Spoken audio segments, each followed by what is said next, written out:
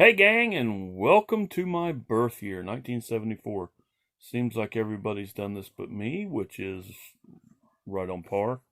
Um, Top 10 films from my birth year. And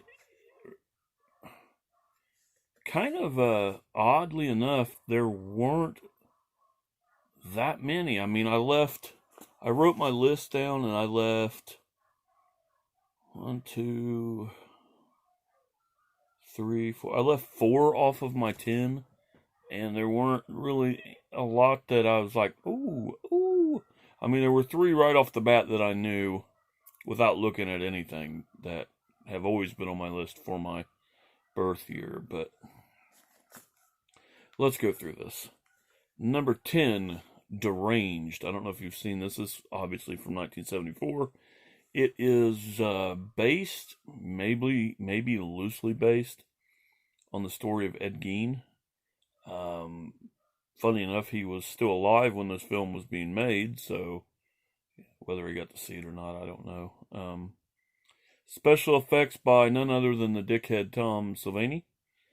This just anybody that watches horror movies knows the story of Ed Gein, the cannibal Ed Gein. So if you don't know that, then you're gonna have to look that up on your own because I'm not gonna go all the way through that. Also, his story is based through Psycho, Texas Chainsaw Massacre, um, Silence of the Lambs. There's so many movies that take a part of this story and put it there. It's not funny, but they're all really, really good. Even Deranged. Ever since the first time I seen this, maybe 2 or 3 years ago, I really, really enjoyed it.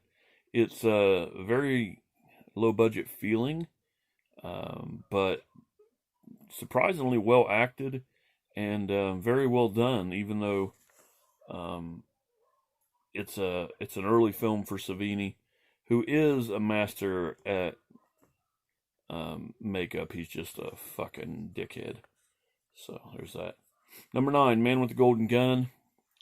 Not my favorite Bond movie.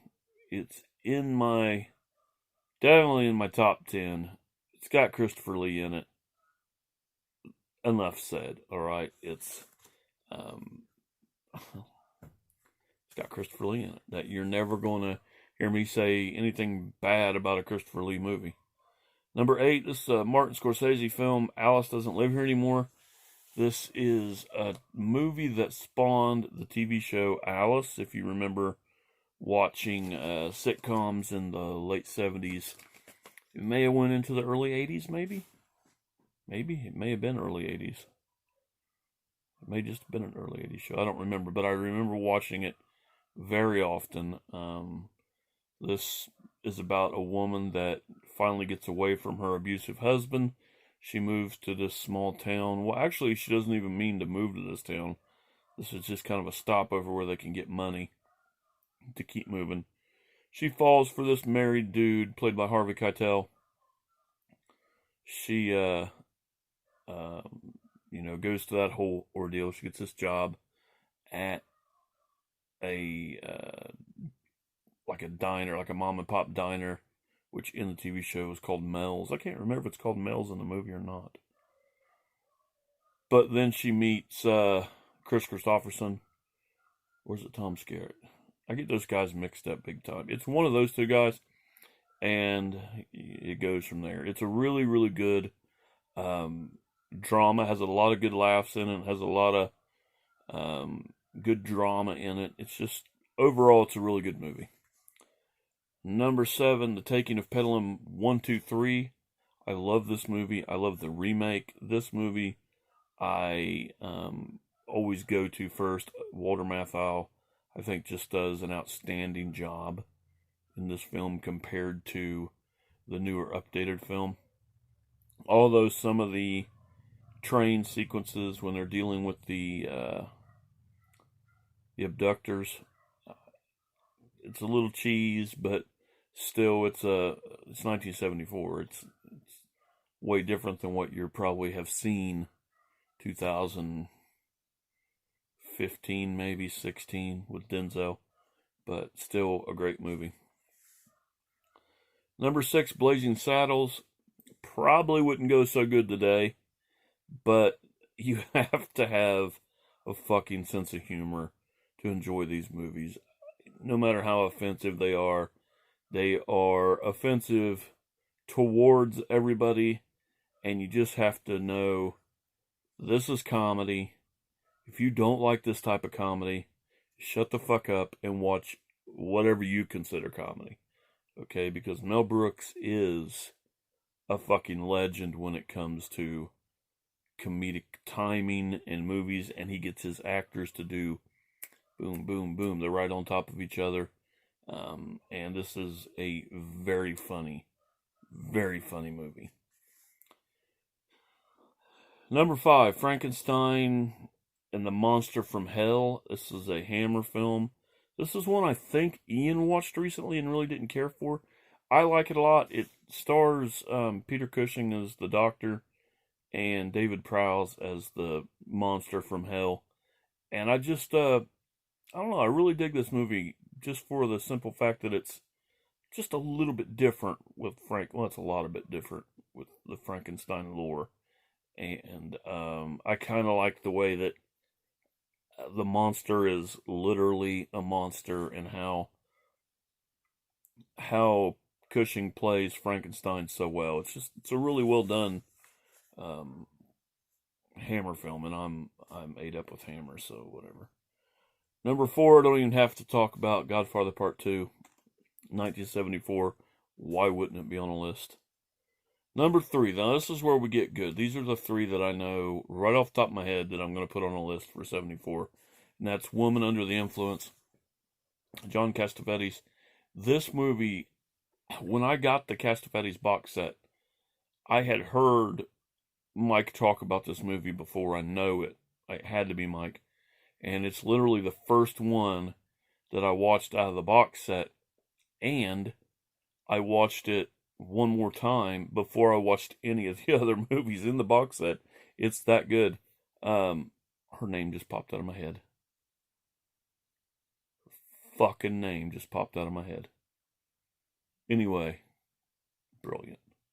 Brilliant movie, brilliant directing, brilliant story, brilliant acting, just such a great drama that starting it out, you're thinking, but by the time you get to the end of this film, you are, at least I was, already want to watch it again. Just to get into the beginning and enjoy the whole fucking thing. And it's, it brings that kind of feeling to you. And there's lots of movies that you can talk about like that, but this is one that doesn't get enough, where you talk about, it doesn't get enough respect or even people talking about it on YouTube. What the fuck ever. I don't know what I'm talking about. Make sure you watch it. Number 2, my favorite comedy of all time, Young Frankenstein, another Mel Brooks movie. This one's safe for even you guys that don't like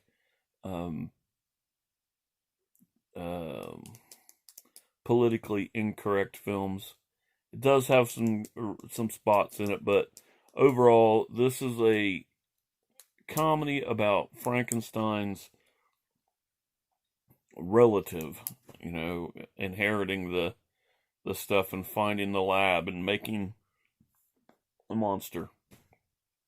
And it is it is one of the funniest movies I've ever seen. I love this movie.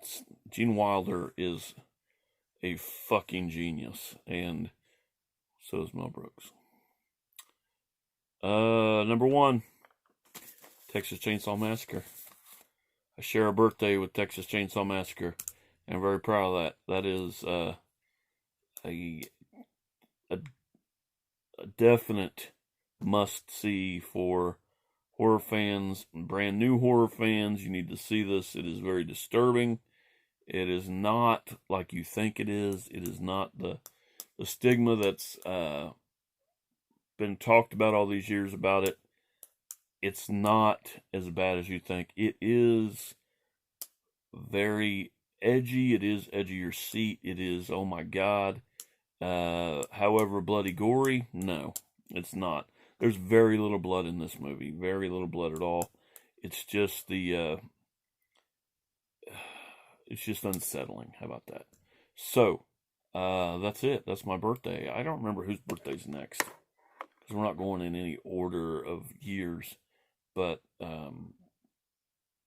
I'll be here next week to talk about those movies. So, until then, thanks a lot. Good night, and happy birthday to me.